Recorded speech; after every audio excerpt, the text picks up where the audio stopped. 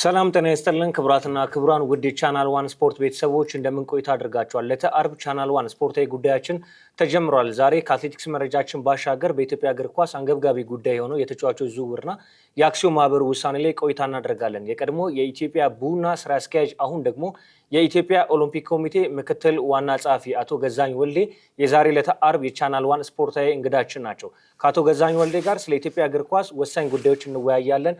ብሩክ ተስፋዬ ነኝ። መልካም ጊዜ፣ መልካም ቆይታ።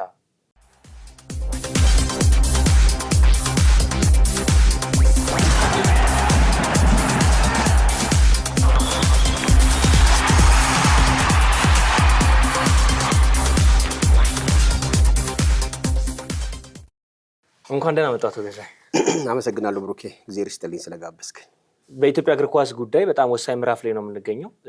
በዚህ በተለያዩ ጉዳዮች ውይይት እናደርጋለን። ሰሞኑን ለኢትዮጵያ እግር ኳስ የሚጠቅሙ በጣም ወሳኝ ነጥቦችን አንተን በማህበራዊ ሚዲያዎች ስታጋራ ቆይታ አድርገሃል። ውል ያጣው ማሰሪያ ያጣው የተጫዋቾች ዝውውርን በስፋት እንመለከታለን። እንደ መነሻ ከፊፋ መመሪያ ውጭ የሚደረጉ የኢትዮጵያ ፕሪሚየር ሊግ የተጫዋቾች ዝውውርን እንዴት አገኛቸው? እንግዲህ የኢትዮጵያ እግር ኳስ ሌሎች ብዙ መሰረታዊ ችግሮች ያሉበት ቢሆንም በዋናነት ግን በተጫዋቾች ደረጃና ዝውውር መመሪያ ዙሪያ እየሆነ ያለው ነገር አንደኛ ከፊፋ አሰራር ኢቭን ከኢትዮጵያ እግር ኳስ ፌዴሬሽን ኢትዮጵያ እግር ኳስ ፌዴሬሽን ያወጣቸውን መመሪያዎች ያለመፈጸም፣ የፊፋን ሕግና ስርዓት መሰረት አድርጎ ዝውውሮችን ያለማድረግ፣ በድብቅ የሚደረጉ ድርድሮች እንዲሁም ደግሞ ሶስተኛ ወገን ያም ሶስተኛው ወገንም ህጋዊ እውቅናና በፊፋ ኤጀንት ያልሆኑ አካላቶች ኢንቮልቭ የሚያደርጉበት ብዙ አካላቶች ከጀርባ ሆነው ድርድሩን ዝውውሩን የሚመሩበትና በኢትዮጵያ እግር ኳስ ውስጥ ለሙስና ለማጭበርበር በር የሚከፍት ትልቅ ማነቆ የሆነ ለእግር ኳሳችን እድገት ትልቅ ማነቆ የሆነ ጉዳይ ነው ብዬ ነው የማምነው። ተጫዋቾች ሁለት ቦታ ውሎችን ይፈርማሉ።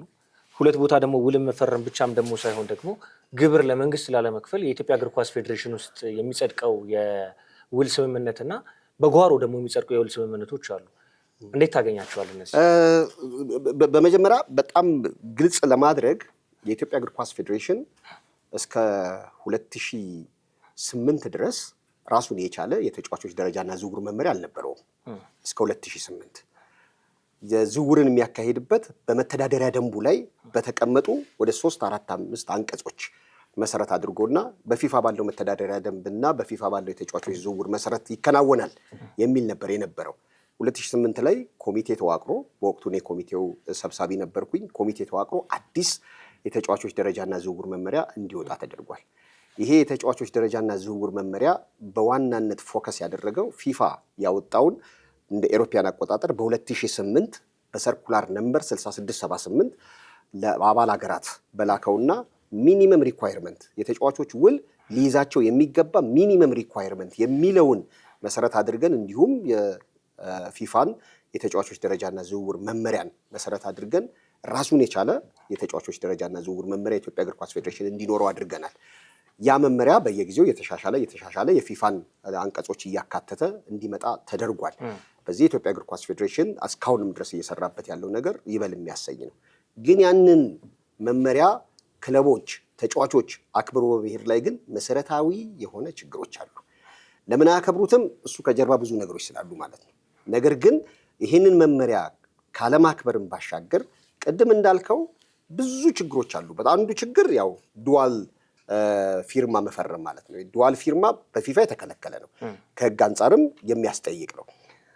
አንድ ፕሮፌሽናል ተጫዋችና አንድ ክለብ የሚያደርጉት ድርድርና የኮንትራት ውል አንድ ብቻ ነው መሆን መቻል ያለበት። እሱም በሚመለከተው አካል አፕሩቫል የተሰጠው በእኛ የኢትዮጵያ እግር ኳስ ፌዴሬሽን አፕሩቫል የሰጠው ማለት ነው።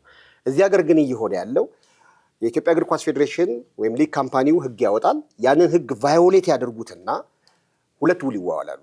አንድ በጠረጴዛ ስር እዛው ጽፈት ቤታቸው ይዋዋሉና እዛው ጽፈት ቤታቸው ያስቀምጡታል። እታች ያለው በጠረጴዛ ስር የተደረገው ውይይት ሁለት ነገሮችን ቫዮሌት ያደርጋል። አንድ የፊፋን ህግ ቫዮሌት ያደርጋል።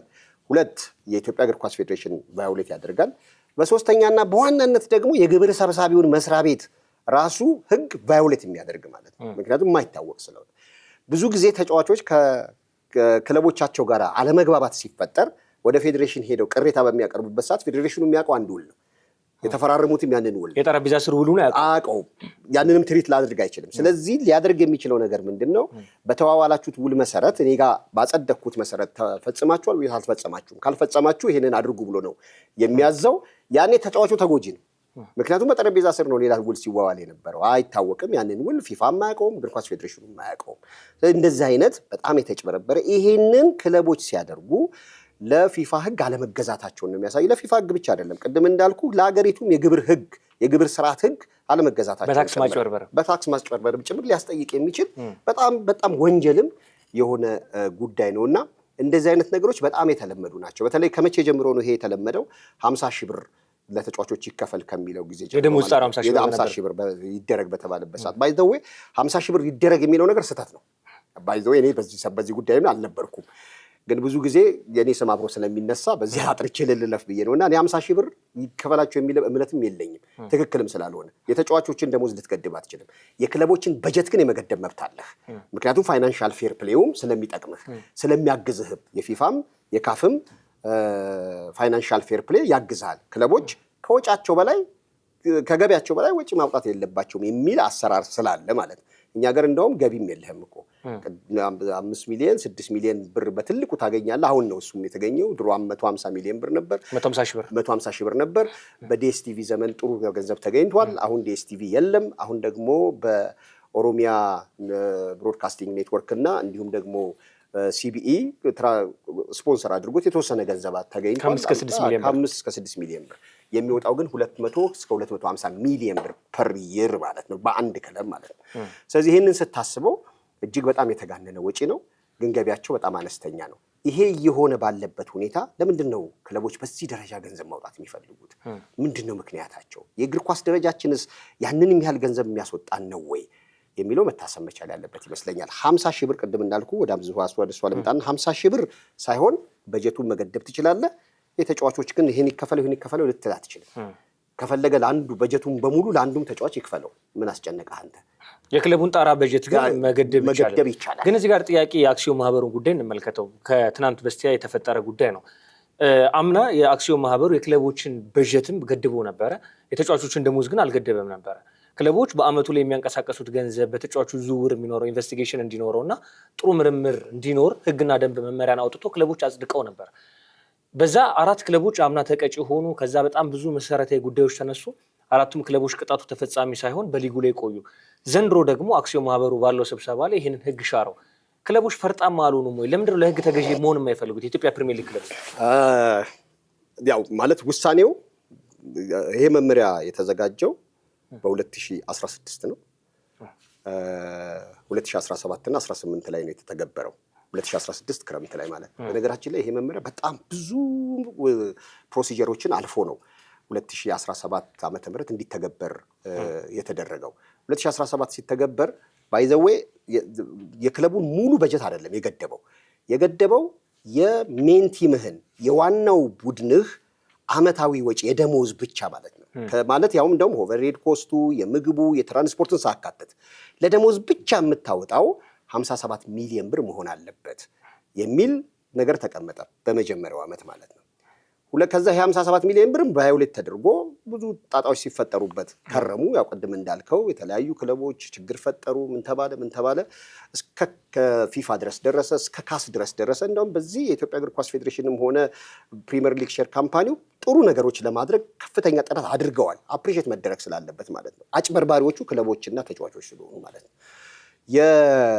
ይሄ ከሆነ በኋላ መጨረሻ ላይ 57 ሚሊዮን ያንሳል ተባለ። 57 ሚሊዮን ያንሳል ተብሎ እንደገና ወደ 70 ሚሊዮን ከፍ እንዲል ተደረገ። 2019 ላይ በ70 ሚሊዮኑ የተጫዋቾች እና የአሰልጣኞች የዋናው ቡድን ኮቺንግ ስታፍ እና እንዲሁም ተጫዋቾቹ አመታዊ ደሞዛቸው ብቻ ነው። ከምግብ ውጪ፣ ከትራንስፖርት ውጪ፣ ከተለያዩ ነገሮች ውጪ እሱም ያንሳል ተባለና እንደገና ደግሞ ዘንድሮ እስከ 120 ሚሊዮን ብር ካጠኑ በኋላ ተሰበሰቡና ክለቦቹ አንፈልግም ይሄን መመሪያ ነው። the logic behind ያነሱት ሎጂክ ምንድነው? እንደሰማሁት ማለት ነው። ስብሰባው ላይ አልነበርኩም፣ ግን እንደሰማሁት የሎጂክ ያነሱት ይሄ መመሪያን መፈጸም አልቻላችሁም። ምክንያቱም ይሄን መመሪያ መፈጸም ያልቻላችሁበት ምክንያት አንዳንድ ክለቦች እንደፈለገ ገንዘብ እያወጡ የፈለጉትን ተጫዋች ይወስዳሉ። ህግና ስርዓት እና ክብር ያልን ክለቦች ደግሞ ተጎርተናል። ስለዚህ አደጋ ውስጥ እየገባን ነው። ለመውረድም እየተጫወትን ነው። ኢቭን ገንዘቡ እያለን መክፈል አልቻልንም። ምክንያቱም ህግ ማክበር አለብን ከሚል አስተሳሰብ በተለይ የፋይናንሻል ተቋም የሆኑ ክለቦች ህግን በማክበር ዙሪያ ስትሮንግ እንደነበሩ አውቃለሁ። ስለዚህ እነዚህ አይነት ነገሮች ሲመጡ ክርክሮች ተጀመሩ። ያው ዞሮ ዞሮ ፕሪሚየር ሊግ ሼር ካምፓኒው የማን ባለቤቶቹ ማን ናቸው? ክለቦች ናቸው። ፕሪሚየር ሊግ ሼር ካምፓኒው እኮ ከክለቦች ተወጣጥቶ የተቋቋመ ኮሚቴ በለው እንጂ ራሱን የፈለገውን ውሳኔ እየወሰነ የሚሄድ አይደለም። ጠቅላላ ጉባኤ አለው። ጠቅላላ ጉባኤው ክለቦች ናቸው። እነዚህ ክለቦች ተሰብስበው ራሳቸው ያጸደቁትን መመሪያ የመሻር መብታቸው የተጠበቀ ነው። አጽድቀውታል። ከፈለጉ ደግሞ አንፈልገውም ይሄን መመሪያ የማለት መብት አላቸው። ነገር ግን ክለቦቹ ይሄንን መመሪያ ቫዮሌት ሲያደርጉት፣ ይሄን መመሪያ ሲጥሱት ግን ለኔ የሚታየኝ ነገር ክለቦቹ ለኢትዮጵያ እግር ኳስ እድገት መጫወት የሚገባቸውን ሚና መጫወት ስላልፈለጉ ነው የሚል እምነት ነው ያለኝ። ኢቭን ይሄ 120 ሚሊዮን አይደለም 70 ሚሊዮን ከበቂ በላይ ነው ለዚህ ሀገር እግር ኳስ አሁን ባለንበት ደረጃ ማለት። በነገራችን ላይ በመክፈል ከአፍሪካ 4ኛ ነን። አንደውም አሁን ወደ 3ኛ ሳንመጣ አንቀርም በመክፈል በደረጃ 40 ምናምንኛ ነን በአፍሪካ ውስጥ ማለት ነው። ከ50 ምናምን ሀገሮች 40 ምናምን ውስጥ ነው ያለነው። 40 ከግማሽ በላይ ውስጡ ነው ያለነው። በዓለም አቀፍ ደረጃ ደግሞ ስታንዳርዳችንን ታውቀዋለህ። የምናወጣው ወጪ ግን እጅግ በጣም የተጋነነ ነው። ይሄንን በድፍረት ስትናገር ሐራስ ትደረጋለህ። ይሄንን በድፍረት ማንም ተናግሮት አያውቅም። ባይዘው የትኛውም ቦታ ላይ በድፍረት የምናገረው እኔ ነኝ። ተጫዋቾች ያገኙ የሚል እምነት አይደለም ያለኝ እኔ። ነገር ግን እግር ኳሳችን በሚያመነጨው ገንዘብ ልክ ነው ተጫዋቹን መጠቀም ያለበት፣ ክለቦችን መጠቀም መቻል ያለባቸው። መጀመሪያ ክለቦቻችን እስቲ ክለብ ይሁኑ፣ ከቡድንነት ይውጡ። ክለብ ለመባል ማሟላት የሚገባቸው 5 የፊፋ እና የካፍ ክራይቴሪያዎች አሉ። የመጀመሪያው ክራይቴሪያ ኢንፍራስትራክቸር ክራይቴሪያ ነው። ሁለተኛው ክራይቴሪያ አድሚኒስትሬቲቭ ክራይቴሪያ ነው። ሶስተኛው ስፖርቲንግ ክራይቴሪያ ነው። አራተኛው ሌጋል ክራይቴሪያ ነው። አምስተኛው ፋይናንሻል ክራይቴሪያ ነው። በዚህ ተመዝነው አንድም ክለብ የለም ኢትዮጵያ ውስጥ። ስለዚህ መጀመሪያ እስቲ ክለብ ይሁኑ፣ መጀመሪያ ተቋም ይሁኑ። ተቋም ከሆኑ በኋላ የሚያመነጭ ወደ ቢዝነስ ይቀይሩትና ለተጫዋቾቻችን ለምን በወር 10 ሚሊዮን ብር አይከፍሏቸውም? ነገር ግን ከመንግስት ገንዘብ ከደሃው ህብረተሰብ የተሰበሰበውን ታክስ በታክስ አማካኝነት ተሰብስቦ ለልማት ለሀገሪቱ እድገት ሊውል የነበረውን ገንዘብ ለምንድን ነው ለተጫዋቾች ደሞዝ ብቻ እያደረግነው? ያውም ሪተርን ለሌለው ነገር፣ ያውም ደግሞ የሀገሪቱን ገጽታ ራሱ በዓለም አቀፍ ደረጃ ከፍ ላላደረገ እግር ኳስ ለምንድን ነው የምናወጣው? የኮብልስቶን ንጣፍ ተሰርዞ ደሞዝ ተከፍሏል። ሆቴሎች አካባቢ የቆሙ ባሶች መውጣት አቅቷቸዋል። በደሞዝ ምክንያት ጣሪያ ገብቷል። አሁን ደግሞ ይሄን አክሲዮን ማህበሩ ሲያነሳው ምናልባት በ2019 የኢትዮጵያ ፕሪሚየር ሊግ የአንድ ተጫዋች ወራዊ ደሞዝ ከ1 ሚሊዮን ብር በላይ ሊያልፍ እንደሚችል ይጠበቃል። አሁን ጣሪያው እስከ 850 ሺህ ብር ያሳያል። እሱም ከጀርባ የሚታየው ውል ነው። እስከ 1.5 ሊሄድ ይችላል። ምን ሆነ መሰለህ፣ እኔ በድፍረት መነጋገር ካለብን እና ጉዳዩን በደንብ መንግስትም እንዲያውቀው መንግስትም ሶልቭ እንዲያደርገው ከተፈለገ እግር ኳሳችን ከመዝናኛነት እና ከመዝናኛ ኢንዱስትሪነት ማለፍ የለበትም። አሁን እየሆነ ያለው ግን እግር ኳሱን የአንድ ብሔር መገለጫ፣ የፖለቲካ አስተሳሰብ ማራመጃ እንዲሁም ደግሞ የግለሰቦች መጠቀሚያ እየሆነ ነው ያለው። ይሄ መጥፋት አለ። በነገራችን ላይ እግር ኳስ ጨዋታ መዝናኛ ነው። ኳስ 11 እና 11 ተጫዋቾች ሆነው የሚያደርጉት የመዝናኛን ፕሮግራም ካንተ ትልቅ ማንነት ጋር አታች ልታደርገውም አይገባም። ማንነት ትልቅ ነገር ነው። ስለዚህ ከዛ ጋር የሚገናኝ አይደለም። መዝናኛ ነው። ልትዝናና ነው የምትመጣው። ከዛ በኋላ ተዝናንተ ካሸነፍክ፣ የምትደግፈው ክለብ ካሸነፈ እሰይ ደስ ብሎ ትሄዳለህ። ከተሸነፈ ምንም ማለት አይደለም። ኳስ ነው። በኳስ ውስጥ ያሉ 3 ነገሮች አሉ። ማሸነፍ፣ አቻ መውጣትና መሸነፎች ያሉ ነገሮች ናቸው። እነዚህን ተቀብለህ የምትሄድ መሆን አለብህ እንጂ ልክ ቡድኑ ሲሸነፍ ያንተ ማንነት እንደተሸነፈ፣ ያንተ የፖለቲካ አስተሳሰብ እንደተሸነፈ፣ ያንተ ብሔር እንደተሸነፈ አድርገህ የምትወስድ ከሆነ ኳስ መሆኑ ይቀርና ሌላ የፖለቲካ ንትርክና ጭቅጭቅ መድረክ ይሆናል ማለት። ይሄ መቆም መቻል አለበት። ዛት ይዟይ ለዛ ነው አንዳንድ አካባቢ ያሉ ክለቦች በሚሊዮን የሚቆጠር ገንዘብ የኮብልስቶንን፣ የጤና ጣቢያውን፣ የትምህርት ቤት ግንባታን እና እንዲሁም አሁን ደግሞ የኮሪደር ልማት ገንዘብህን በጀትህን እያወጣ ወደዚህ ኢንቨስት እያደረግ የፈለገው ተጫዋች ይምጣና ዋንጫ እንውሰድ። እሺ ዋንጫ ወሰድክ፣ ያንተ ብሔር ምን ተጠቀመ? ያንተ ከተማ ምን ተጠቀመ? ያንን ዋንጫ በመውሰድህ ምንድነው ያገኘኸው ቤኔፊት? ምንድነው ሪተርንህ? የሚል ነገር የማይታወቅበት ሁኔታ ስለሆነ ነው የኢትዮጵያ እግር ኳስ በስርዓት አልበኝነት ከፍተኛውን ስራ እየሰራ ያለው። ስርዓት አልበኝነቱ ሰፍኗል። ህገወጥ ደላሎች አሉ። ጋዜጠኞች ደላሎች ናቸው። የተወሰኑ ጋዜጠኞች ለማንሳት እንችላለን። የኢትዮጵያ እግር ኳስ ዝውውር በየኮሪደሩ በየካፌውና በየሬስቶራንቱ ነው። በሬስቶራንት ውስጥ ሚሊየንስ ብር በኢትዮጵያ እግር ኳስ ውስጥ ይበጀታል። ከዛ በኋላ ለኢትዮጵያ እግር ኳስ ፌዴሬሽን ይመጣል። የፊፋ ኤጀንቶች አሉ። ፊፋ እውቅና የሰጣቸው ክለቦች ከፊፋ ኤጀንት ጋር ከመስራት ይልቅ ለጎዳና ላይ ደላሎች እጅ ይሰጣሉ። ምክንያቱ ምንድን ነው? የጥቅም ትስስር ስላላቸው በድፍረት ነው የምናገረው፣ ቅድም እንዳልኩ። ምክንያቱም በእንደዚህ አይነት ነገሮች ውስጥ እኔ በነበርኩበት ክለብ ውስጥ እንደዚህ አይነት ነገሮች ውስጥ ገብተንበት ስለማናውቅ ማለት ነው ጀምረናቸው የነበሩ ስራዎችም ደግሞ ተኮላሹብን። በኢትዮጵያ እግር ኳስ ይጠቅማል ብለን ጀምረናቸው የነበሩ ስራዎች እንዲኮላሹብን የተደረገው። እነዚህ የጎዳና ደላሎች የምትላቸው በመጀመሪያ ደረጃ በጣም የተደራጁ ጋንግስተሮች ናቸው። በጣም የተደራጁ ማለት እነዚህ ጋንግስተሮች ባክፋየር አድርገው አንተን ራሱ ሀራስ ነው የሚያደርጉ፣ አንተን ራሱ ዲፋሜት ነው የሚያደርጉ ምንም ነገር እንዳላደረጉ እነሱ። ነገር ግን እግር ኳሱ ላይ የሆነ ቻሌንጅ ስታደርግ አንተ መጥፎ ነገር እንደደረካ ተደርጎ በደጋፊ በምን ሀራስ የሚያደርጉ በጣም ትልቅ ጋንግስተሮች ናቸው።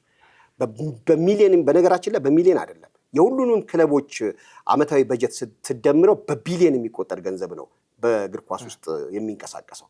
ስለዚህ ከዚህ ውስጥ የመለቃቀም ነገሮች ስላሉ ያንን ነገር ለማግኘት ከክለብ አመራሮች፣ ከተጫዋቾች፣ ከአሰልጣኞች ጋር ይደራደራሉ። ቅድም እንዳልከው እነዚህ እንደውም እኔ በጽሁፌ ላይ የጎዳና ደላሎች ብዬ ነው የጻፍኩት። የጎዳና ደላሎች ለእግር ኳሳችን የማይጠቅሙ ናቸው እነዚህ ሰዎች። እኔ በነገራችን ላይ በኢትዮጵያ ስፖርት ውስጥ በኢትዮጵያ ሚዲያ ስፖርት ውስጥ ለኢትዮጵያ እግር ኳስ ለኢትዮጵያ ስፖርት እድገት ሌት ተቀን የሚለፉ ጋዜጠኞች ብዙ እንደሆኑ አምናለሁኝ። እየሰሩም እንደሆነ አምናለሁኝ፣ አውቃለሁኝም። የውጭ ሀገር የሚሰሩ ጋዜጠኞቻችንም እኮ ቢሆኑ ተሞክሮን እያመጣው ይሄ ህዝብ እንዲያቀው እና እግር ኳስ አመራሮቻችንም ቢሆኑ የዓለም አቀፍ አሰራርን አውቀው ወደ ተግባር እንዲገቡ ለማድረግ ካላቸው ቅን ፍላጎት ነው የሚያደርጉት የሚል እምነት አለኝ። የሀገር ውስጥም ደግሞ የሚሰሩት ደግሞ ቻሌንጁን ተቋቁመው የሚሰሩ ልሙ እንዳሉ አውቃለሁ። የዛን ያህል ክረምት በመጣ ቁጥር ደግሞ ምርጥ ድለላቸውን የሚሰሩ ጋዜጠኞች ደግሞ አሉ።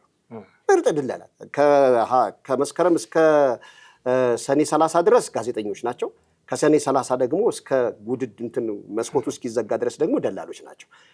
የራንን ተጫዋች ጣራ በማስነካት በመጻፍ ገብቶ በማህበራዊ ሚዲያ ላይ በአየር ላይ የሄደ ነው የሚመስል። የኢትዮጵያ የዓለም ዋንጫን የወሰደ ነው የሚመስል የሚናገሩለት ተጫዋች አንዳንድ ጊዜ የዓለም ዋንጫን የወሰደ ነው የሚመስል። ከስፔን ቡድን ተጫዋቾች የተሻለ እንቅስቃሴ ያደረገ ተጫዋች ነው የሚመስል። እንዲህ ተጫዋች ነበረ እንዴ እስክትል ድረስ ማለት ነው። ዋጋውን ከፍ ለማድረግ ምንም ድርድር ባልተደረገባቸው ቦታዎች ላይ እከሌ የሚባል ክለብ እዚህ ክለብ ላይ ገብቶ ተደራድሮ ነገር ግን ክለቦቹ አምነውበት ቢሆንም ግን ሌላ ክለብ መግባት ስለፈለገ ምናምን ብሎ ይጽፍልሃል።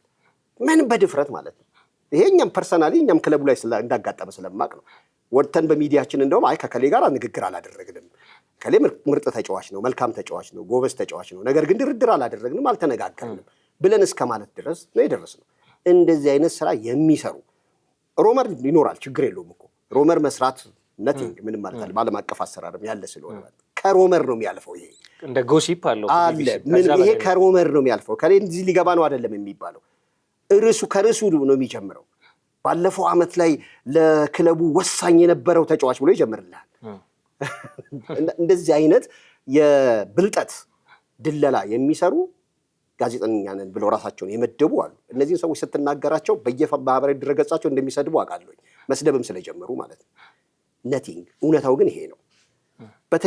በተጨማሪ ደጋፊ ነን የሚሉ አካላቶችም እኮ ደላሎች አሉ። ደጋፊ ነን ብለው ግን ደግሞ የተጫዋቾች ድለላ የሚሰሩ ማለት ነው። ስለዚህ ዘርፉ የሽንኩርት ሴክተር ነው በቃ። ምክንያቱም ለዘረፋ የሚያመች አሰራር ነው ያለው። ይሄንን ማስተካከል የሚችለው እግር ኳስ ፌዴሬሽኑ አይደለም። እግር ኳስ ፌዴሬሽኑ ህግ ነው ማውጣት የሚችለው፣ ማኔጅ ነው ማድረግ የሚችለው። ከአቅሙ በላይ ሲሆን ደግሞ የሚመለከታቸው አካላቶች ናቸው ኢንቮልቭ ማድረግ መቻል ያለባቸው። ነገር ግን ክለቦቹ ናቸው በዋናነት ይህንን ድርጊት እየፈጸሙ ያሉት። ክለቦቹ ናቸው ባለቤቶቹ። ለምንድን ነው 2 ዓመት የኢትዮጵያ እግር ኳስ ላይ የሚፈረመው? እስቲ ንገረኝ። 2 ዓመት የት ነው ያለው? ማለት ህገ ወጥ ነው ያልኩህ አይደል? 2 ዓመት ማስፈረም መብት ነው በፊፋ። 2 ዓመት አይደለም 1 ሲዝን ማስፈረም ትችላለህ። ሚኒመሙ 6 ወር ሚኒመሙ 6 ወር አንድ ሲዝን ማለት። ነገር ግን እስከ 5 ዓመት ነው ያስቀምጣል ፊፋ። በተለያዩ ዓለም አቀፍ አሰራሮች ላይ ተጫዋቾች የሚፈርሙት 4 እና 5 ዓመት ነው። እንደውም በመጀመሪያ ደረጃ በነገራችን ላይ 6 ወር ሲቀርህ የመጨረሻ ዓመት ላይ 6 ወር ሲቀርህ እኮ ነፃ ተጫዋች ነው የምትባለው። እኛ ሀገር 2 ዓመት ነው የሚፈረመው። አሁን እንደውም አንድ ዓመት ሁሉ እየተጀመረ ነው። ምን ማለት ነው? እንዴት ነው በአንድ ዓመትና በ2 ዓመት ቡድን የሚገነባው? የኛ ሀገር የተጫዋቾች የመስኮት ሲከፈት እኮ የተጫዋች ዝውውር አይደለም የሚባለው። እኛ ሀገር እኮ ሰፈራ በለው ከአንድ ክለብ 10 ተጫዋች በአንድ ጊዜ መጥቶ እከሌ ክለብ ፈረመ ይባላል። ከአሰልጣኝ ጋር የሚሽከረከር ተጫዋች ነው ያለው። አሰልጣኙ በሄደበት ክለብ ሁሉ የሚሄዱ አብረው ማለት ነው። እንደዚህ ሆኖ ነው የኢትዮጵያን እግር ኳስ ማሳደግ የሚቻለው። 5 ዓመት የምታስፈርመው አንድ ክለቦች በአውሮፓ ደረጃ በክለብ ላይሰንሲንግ እንደተቀመጠው 5 ዓመት ድረስ የሚያስፈርሙት አንድ ከተጫዋቹ ትራንስፈር ፊ ለማግኘት የተሻለ ብቃት ሲያሳይ በእነሱ ክለብ ውስጥ ሌሎች ክለብ ሲፈልጋቸው ካወጡት ወጪ በተሻለ ይሸጡታል፣ የተሻለ ገቢ ያገኛሉ። ሁለተኛ ተጫዋቾች አብረው በቆዩ ቁጥር የቡድኑ አንድነትና የማሸነፍ መንፈስ ከፍ እያለ ይመጣል። በቴክኒካል ረገድም ተጠቃሚ ይሆናሉ። ስለዚህ ስቴብል የሆነ ቡድን በመገንባት ዙሪያ የተሻለ ነገር መፍጠር ስለሚችሉ ከገቢም አንጻር በተመሳሳይ ቅድም እንዳልኩ 5 ዓመት ሲሆን 4 ዓመት 3 ዓመት ላይ ለሌላ ክለብ ወስደው በመሸጥ አነስተኛ ገንዘብ ደግሞ ከሌላ ተጫዋች በማምጣት ኢኮኖሚያቸውን ከፍ የሚያደርጉበት አሰራር። በኢትዮጵያ ውስጥ ትራንስፈር ሰምተህ ታውቃለህ? ትራንስፈር አይደለም ያለው ኢትዮጵያ ውስጥ እኮ ሁሌ ቦስማን ህግ ነው። ሁሌ ተጫዋቾች ነፃ ናቸው። ሁሌ አንድ ክለብ ከአንድ ክለብ ጋር ተደራድሮ ስራ ሲሰራ አይተህ ታውቃለህ? የለም። ይህን ለመጀመር ጥረት አድርጎ ነበር ቡና፣ ከአቅሙ በላይ ሆነበት። ጋቶች ማነው ቶክ ጀምስ የሚባለውን በ600 ሺህ ብር ለእንትን ሸጠን ነበረ ለወልዲያ ስፖርት ክለብ። ተጫዋቾችን 5 ዓመት 4 ዓመት 3 ዓመት ማስፈረም አለብን ብለን ከአሰልጣኝ ካሳይ በነበረበት ጊዜ ካሳይ ምርጥ አሰልጣኝ ስለነበር ፍላጎትም ስለነበረው እነ አቡበከርን እነ ሚኪያስን እነ የአሁን ባህር ዳር ስፖርት ክለብ ተከላካይ የወንድሜነህ አበበ ተከላካዩ አማኑኤል አስራት ቱንጆ እነዚህን ሁሉ 3 ዓመት 4 ዓመት 5 ዓመት ማስፈረም ጀመርን። ማንም የሚከተለን ጠፋ። ከዛ በኋላ ሌሎች ክለቦች ኢትዮጵያ ቡና 3 ዓመት 4 ዓመት 5 ዓመት ነው ማስፈርመው ሲባል ቡና ጋር መምጣት አንፈልግም ወደሚል ደረጃ ተደረሰ። ምክንያቱም ሌላው ክለብ 2 ዓመት ነው የሚያስፈርመው፣ እንደውም ከ2 ዓመት ይልቅ ናና እኔ ጋር 1 ዓመት አስፈርማለሁ ይለዋል። ስለዚህ ክለቦች ህጉን ስርዓቱን ብቻ ሳይሆን ለእግር ኳስ የሚጠቅመውን ነገር አስበውበት ካላደረጉ የኢትዮጵያ እግር ኳስ ፌዴሬሽን ፕሪሚየር ሊግ ሼር ካምፓኒ ምንም ሊያደርግ አይችልም። ክለቦች ናቸው ባለቤቶቹ። ይሄን ስልህ ተጫዋች መጎዳት አለበት የሚል እምነት የለኝም። ተጫዋች ማግኘት የሚገባ በነገራችን ላይ እግር ኳስ በተወሰነ ጊዜ የምትሰራው ስፖርት በተወሰነ ጊዜ የምትሰራውና የተወሰነ ጊዜ ገንዘብ የምታገኝበት ኢንዱስትሪ ስለሆነ ተጫዋቾች በዛ ኢንዱስትሪ መጠቀም አለባቸው።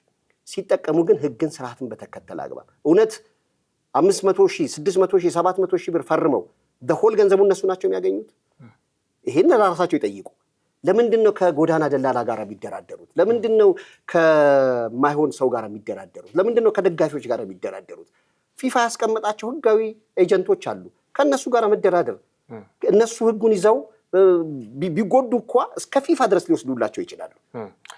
የጥፋቱ ጊዜ ይመጣሉ። ግን እዚህ ጋር ጥያቄ የምጠይቁት አቶ ገዛኝ የኢትዮጵያ ቡና ስራ አስኪያጅ ነበሩ። እርሱ ጽህፈት ቤቱን መርቶታል ለረዥም ጊዜያቶች። ከህገወጥ ደላላ ጋር ሰርተው ያውቃሉ? እርሱ አንድም ከተጫዋች ጥቅም አግኝተው ያውቃሉ? ምንም። በተለያዩ ጊዜ ይነሳ ነበር ዲፋሜሽን። ቅድም ያልኩህ እኮ ዲፋሜሽን። በነገራችን ላይ ኢትዮጵያ ቡና ውስጥ ገዛኸኝ ህግ ያወጣል ይሉሃል።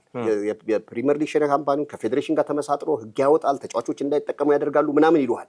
በዚህ በኩል ደግሞ ከተጫዋቾች ጋር ተደራድሮ ገንዘብ ይወስዳል ይሉሃል።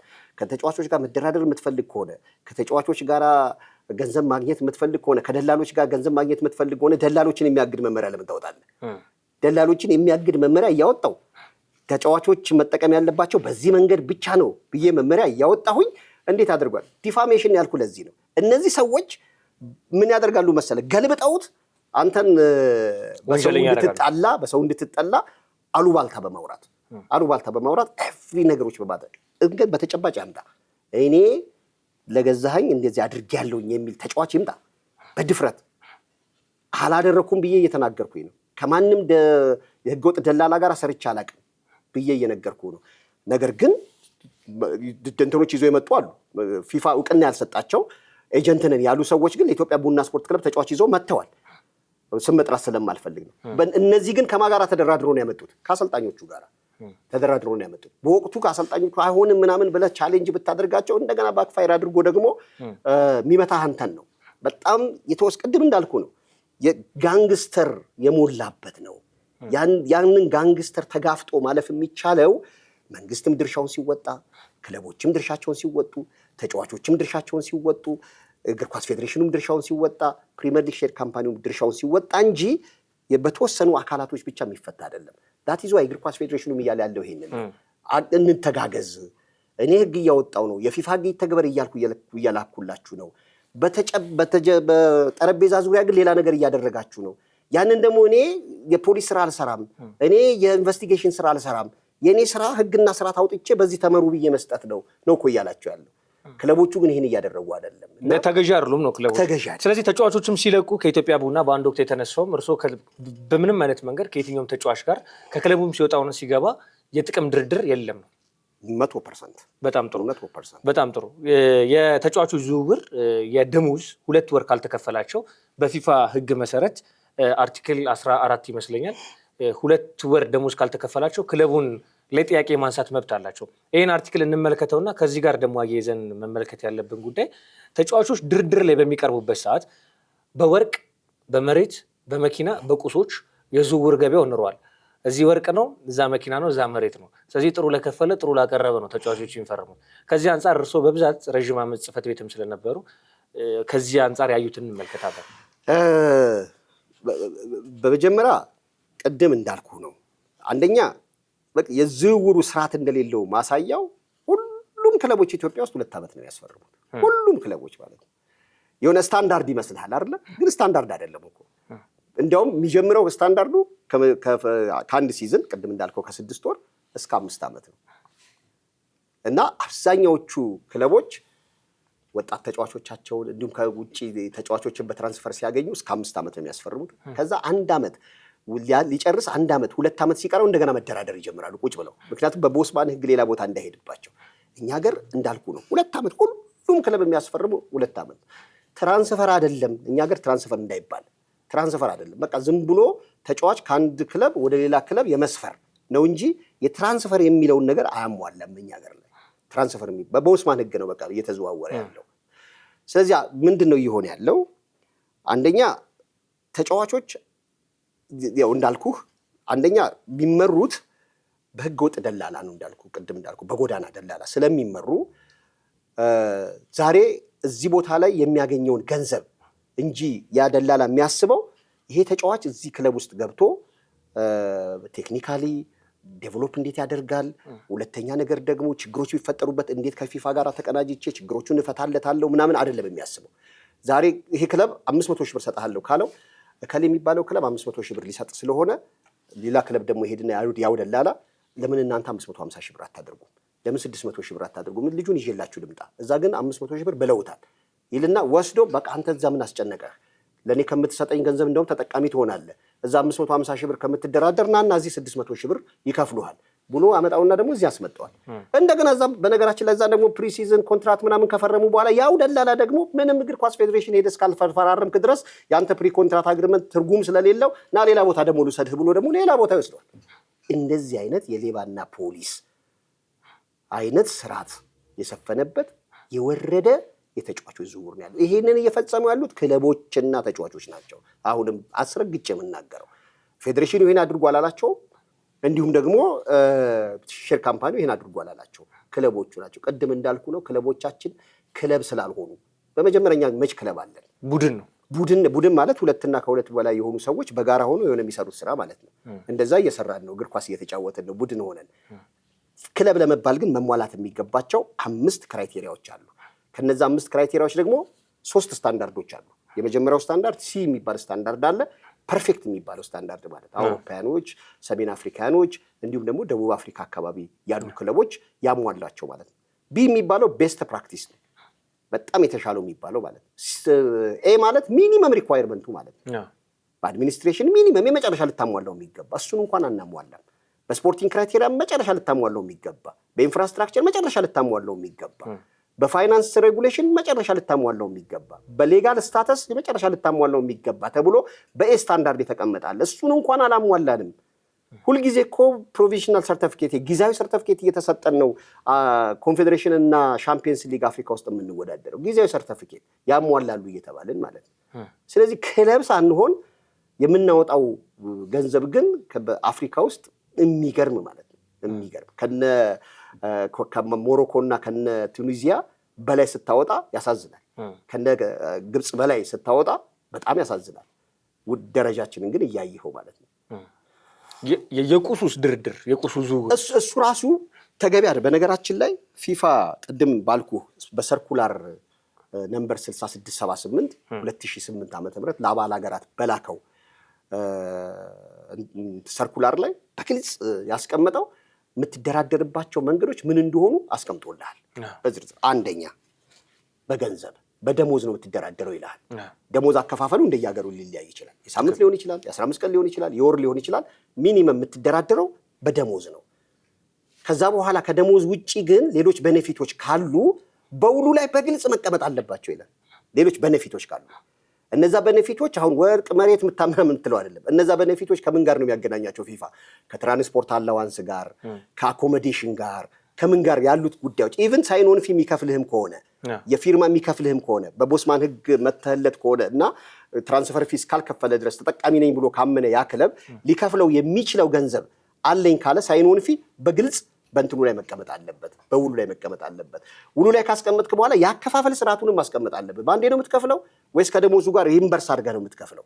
እሱ ራሱ በግልጽ መቀመጥ አለበት ይላል። እነዚህ አይነት ነገሮች የሌሉ ቅድም እንዳልኩ ማለት ነው የሌሉ ናቸው። በሽልማት መልክ አሁን እኛ ሀገር የሚሰጠው ማለት በሽልማት መልክ በምን መልክ መሬት ኢንሴንቲቭ ተብሎ የሚሰጡ ነገሮች እጅግ በጣም የሚዘገንኑ ናቸው። የተጫዋቾችስ መብት ተጫዋቹ መብቱንስ ምን ያክል ያውቃል? ለምሳሌ ውል ተሰጠው፣ ኮንትራት ፈረመ፣ ክለቡ ውስጥ ገባ። ከዛ በኋላ ክለቦች 3 ወር 4 ወር ደሞዝ ላይ ከፍሉት ይችላሉ። አልፎም እስከ 8 ወር ያልተከፈለው አለ። ኤ የሚባል ክለብ እየተጫወተ ቢ የነበረበት ክለብ ያልከፈለው ደግሞ ዛሬም በክስ ያለ ጉዳዮች አሉ። 2 ወር ካለፈበት ተጫዋቹ መብቱን እስኬት መጠየቅ ይችላል? ግልጽ ባደርግልህ ነገር ተጫዋቾቻችን አንዱ ትልቁ ችግራቸው ህጎችንና ስርዓቶችን ለማወቅ ጥረት አያደርጉም። ሁለተኛ ከሚያውቁ ሰዎች ጋር ዲስከስ አያደርጉም። ትልቁ ፕሮብሌማቸው ቅድም እንዳልኩ ማለት ነው ከጎዳና ደላላው ጋር ነው መስራት የሚፈልጉት እንጂ ህጉን ከሚያውቀው ሰው ጋር ቢሰሩ የፊፋ ህግ ከምሬ ነው የምነግርህ ከክለብ በላይ በደንብ አድርጎ ሰፖርት የሚያደርገው ተጫዋቾችን ነው። በደንብ አድርጎ ሰፖርት የሚያደርገው በፊፋ ህግ መሰረት ከሄዱ የውጭ ሀገር ተጫዋቾች እኮ ብልጦች ናቸው። ምን እንደሚያደርጉ ታውቃለህ? ፕሪኮንትራት አግሪመንት ከላክለት ፕሪኮንትራት አግሪመንቱን ካላከበርክ ፊፋ ላይ ቁጭ አድርጎ ያስቀጣል። በፊፋ ኮንትራት ፕሪኮንትራት አግሪመንት ማለት ህግና ህጋዊ እውቅና የተሰጠው ኮንትራት ማለት ነው። ስለዚህ በይሄንን ኮንትራት ወስዶ በፊፋ ህግ የሚያስጠይቅበት አሰራር አለው። እኛ ሀገር ግን ይሄ የለም። ምክንያቱም ተጫዋቾቹ ስለማያውቁ ይሄን እንዲያውቁ ደግሞ መደረግ መቻል ያለባቸው ህጋዊ የሆኑ የትራንስፈር ላይ የሚሰሩ ኤጀንቶች ናቸው። ይሄን የማስረዳት ኃላፊነት ወስደው ለነሱ መስራት መቻል ያለባቸው። ያኛው ምንም ነገር አያውቅም እኮ ቅድም እንዳልኩ ገንዘቧን ማግኘት ብቻ ነው። ዛሬ ካገኘ በኋላ እኮ ኢግኖር ያደርገዋል። ነገ ደግሞ ሌላ ቦታ ስለሚሄድ ማለት እና እንደዚህ አይነት ነገሮች ስላሉ ነው ክለቦች ተጫዋቾች ተጎጂ እየሆኑ ያሉት። ከ2 ወር በኋላ የፈለክበት ክለብ ሄደህ መፈረም መብት አለ። ደሞዙን ካላገኘ ምክንያቱም ጀስት ኮዝ የሚባል አለ። ይሄ ማነው ህጋዊ ምክንያት ከክለብ ጋር ውልን ለማቋረጥ ፊፋ ያስቀመጣቸው ህጋዊ ምክንያቶች ወይም ጀስት ኮዝ ብሎ ካስቀመጣቸው አንዱ 2 ወር ደሞዝ ካልከፈለው አንድ ተጫዋች ሌላ ክለብ ላይ ሄዶ የመደራደር መብት አለው። እንኳን 8 ወር በ2 ወር ማለት ሌላ ማለት የመደራደር መብት አለው። ግን ይሄን ሲያደርግ ፕሮፌሽናል ስራውን ግን እየሰራ መሆን መቻል አለበት። ፕሮፌሽናል የሆነ ስራውን እየሰራ ነው መከራከር። ልምምድ ሳያቋርጥ ጨዋታ እያደረገ ወዲያው ውሳኔ እንዲወሰንለት ግን ለፊፋ ለእግር ኳስ ፌዴሬሽኑ ማቅረብ ይችላል። እግር ኳስ ፌዴሬሽን የፊፋን ህግ መሰረት አድርጎ ወዲያው ይወስናል። አሁንም እየወሰነላቸው ይመስለኛል። በጣም አሪፍ። የመጨረሻ አንድ ጥያቄ ላንሳ። ሁለት ተጫዋቾች 2 ክለብ ላይ በእግር ኳስ ፌዴሬሽን ሳይጸድቅ ለሁለቱም ክለቦች ቃል ሰጡ፣ ለሁለቱም ክለቦች ፈረሙ። ፕሪ ኮንትራት አግሪመንት ውል ማለት ነው። ሁለቱም ክለቦች ኢትዮጵያ እግር ኳስ ፌዴሬሽን ሄዱ ውሉ ለማጽደቅ ሲሄዱ ለዚህኛውም ክለብ ፈርመዋል፣ ለዚህኛውም ክለብ ፈርመዋል። ይሄኛው ክለብ የሰጣቸው ደሞዝ ነበረ ወይንም ደግሞ ያስቀምጠላቸው ጥቅማ ጥቅም ነበረ። ሁለተኛው ክለብ ደግሞ ያስቀምጠላቸው ጥቅማ ጥቅም ከመጀመሪያው ጥቅማ ጥቅም ከፍ ያለ ሆነ። ሁለቱም ኢትዮጵያ እግር ኳስ ፌዴሬሽን ለማጽደቅ ሄደ። የኢትዮጵያ እግር ኳስ ፌዴሬሽን ተጫዋቾቹን 2 ዓመት አግዳለሁ ከክለቦች ጋር ተስማምታችሁ ካልመጣችኋል። እዚህ ጋር ጥያቄ ክለቦቹ ጋር ያለው ድርድር ተጫዋቾቹ ጋር ያለውና ህጉ የሚከበርበት መንገድ እንዴት ነው መሆን ያለበት? የፊፋ ህግ ምን ይላል? አንቀጽ 18 ይመስለኛል በግልጽ እንዳስቀመጠው አንድ ተጫዋች ፕሪ ኮንትራት አግሪመንት ፈረመ ማለት ባይንዲንግ ነው። ያ ፕሪ ኮንትራት አግሪመንት የሚፈርሰው ዊዝ ጀስት ኮዝ ነው። ቅድም እንዳልኩ በትክክለኛ ህጋዊ ምክንያት ካልሆነ በስተቀር መፍረስ አይችልም። እኛ ሀገር ግን ትልቁ ችግር ተጫዋቾችና ክለቦች ፌዴሬሽን ፊት ለፊት ሄደን ነው የምንፈራረመው የሚል ህግ ስላለ አይ በዚህ ብንፈራረም ችግር የለውም የሚል ነገር ስላላቸው ይፈራረማሉ። ይሄንን የሚያደርጉት ቅድም እንዳልኩ ነው። እነዛ ህጋዊ የሆኑ ኤጀንቶች ቢሆኑ ኖሮ ምን ብለው ሊመክሯቸው ይችላል? አይ በፊፋ ህግ ያስጠይቃል፣ ስለዚህ ይሄን ነገር አታድርግ ሊሏቸው ይችላሉ። ጎጡ ደላላ ግን ቅድም እንዳልኩ የጎዳናው ደላላ ግን ዝም ብለው የኢትዮጵያ እግር ኳስ ፌዴሬሽን ሄደህ እስካልፈረምክ ድረስ አትጠየቅም ስለሚለው ሄዶ ይፈርማል። ፕሪ ኮንትራት አግሪመንትን ዊዛውት ጀስት ኮዝ ያፈረሰ ተጫዋች ሚኒመም ከ4 እስከ 6 ወር ይቀጣል ይላል የፊፋ ህግ። የኢትዮጵያ እግር ኳስ ፌዴሬሽን ህግ ደግሞ እስከ 2 ዓመት የሚል ህግ አለው። የፊፋ ደግሞ ከ4 እስከ 6 ወር ይቀጣል ይላል። ኢቭን ውል ያለው ፕሪ ኮንትራት መፈረሙን እያወቀ ያስፈረመ ክለብ እና ተጫዋች መጀመሪያ ለፈረመለት ክለብ ኮምፐንሴሽን ይከፍላሉ ይላል በጋራ ሆነው። ያ ብቻም አይደለም፣ ልጆቹ ወደ ነበሩበት መጀመሪያ ክለብ ይመለሳሉ ወይም ይቀጣሉ። ከዛ በኋላ ደግሞ ሁለተኛ ያስፈረመው ክለብ ደግሞ ከ1 እስከ 2 የዝውውር መስኮት ይታገዳል ይላል። ይሄ የፊፋ ህግ በግልጽ ያስቀመጠው ህግ ነው።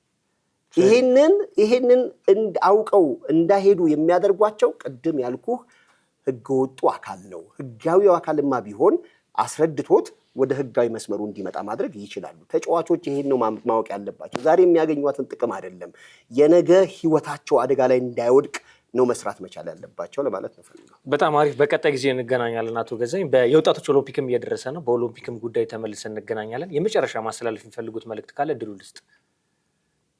በደንብ ስለተነጋገርን በዚህ ይብቃል። እጅግ በጣም አመሰግናለሁ። በኦሎምፒክ ጉዳዮች ደግሞ በቀጣይ እንገናኛለን። ክቡራትና ክቡራን ውድ የቻናል ዋን ስፖርት ቤተሰቦች ለተአርብ ቻናል ዋን ስፖርታዊ ጉዳያችን ከኢትዮጵያ ኦሎምፒክ ኮሚቴ ምክትል ዋና ጸሐፊ ከቀድሞ የኢትዮጵያ ቡና ስራ አስኪያጅ አቶ ገዛኝ ወልዴ ጋር ቆይታ አድርገናል። በለተሰኞ ፕሮግራማችን ተመልሰን እንመጣለን። መልካም ጊዜ፣ መልካም ቆይታ።